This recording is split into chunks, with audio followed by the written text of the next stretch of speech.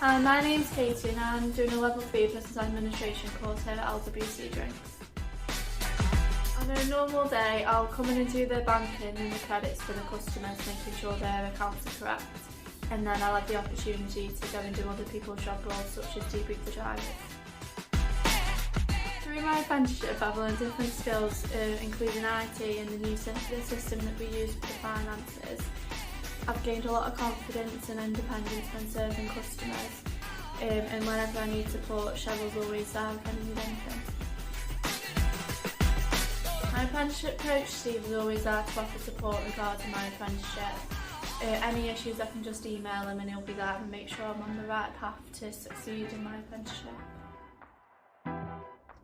If you don't think uni or college for your apprenticeship's a good option, you get hands-on experience for your future that you can go on your CV, and you get paid while you're doing it, so you have your own independence too. LWC Drinks is a good company to work for. You get all the support that you need, so if you want to start an apprenticeship, try one now.